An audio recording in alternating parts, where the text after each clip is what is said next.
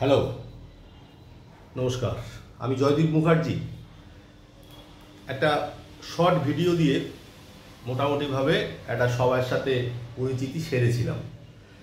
ভেবেছিলাম সেকেন্ড ভিডিওটাতে কিছু ইনফরমেটিভ, যেটা অন্যরকম কিছু নিয়ে আসবো। তো আমাকে একটু এই জায়গাটা থেকে শান্ত থাকতে হলো। তার পেছনে কারণটা হচ্ছে যে আমি কিছু ইনফরমেশান পেলাম।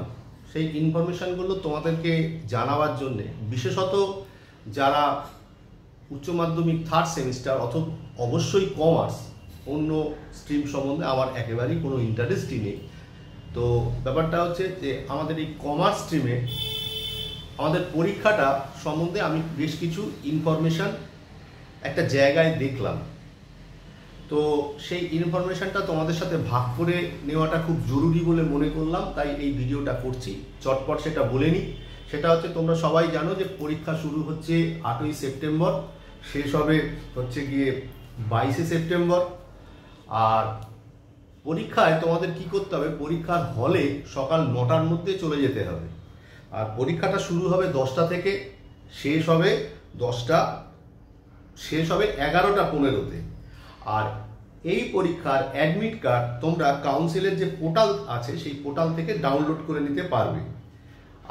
আর কি হবে সেটা হচ্ছে কি, যে আমরা প্রত্যেকেই জানি যে থার্ড সেমিস্টার আর ফোর্থ সেমিস্টার এটা বোর্ডের পরীক্ষা। এই থার্ড আর ফোর্থের টোটাল পার্সেন্টেজকে নিয়ে তোমাকে কি করা হবে, থার্ড ফোর্থের টোটাল পার্সেন্টেজকে নিয়ে তোমার ইভালুয়েট করা হবে বা তোমার মূল্যায়ন করা হবে। এটা কিন্তু মাথায় রেখো। এই থার্ড সেমিস্টারে কিন্তু এমসিকিউ, এখানে কিন্তু 6 মিলে দেওয়ার একটা হেভি চান্স রয়েছে। থিওরি এবং প্রবলেম খুব ভালো করে পড়বার চেষ্টা করো। একটা কথা জানবে, যতই থিওরি থাকুক, থিওরি তো পড়তেই হবে, কিন্তু চ্যাপ্টারের অঙ্ক না শিখলে তুমি কোনো অবস্থাতেই অঙ্ক একটা চ্যাপ্টারকে ভালো করে ধরতে পারবে না। এটা একটু মাথায় রেখো। আশা করি তোমরা সবাই যথেষ্ট পড়াশোনা করছো।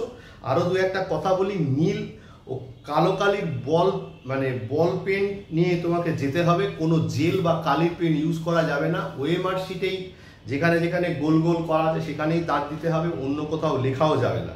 ঠিক আছে? তাহলে এই হচ্ছে মোটামুটি আপাতত হচ্ছে গিয়ে ইনফরমেশান। আরও একটা ইনফরমেশান একটু বলে রাখি। ধরো প্রথম দিন অ্যাডমিট কার্ড নিয়ে যেতে ভুলে গেলে, পরের দিন কিন্তু তোমাকে অ্যাডমিট কার্ড নিয়ে যেতেই হবে। যাই হোক, সবাইকে আবারও অনেক শুভেচ্ছা।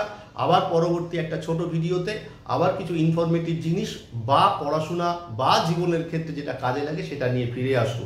ততক্ষণের জন্যে টাটা, অনেক ভালোবাসা।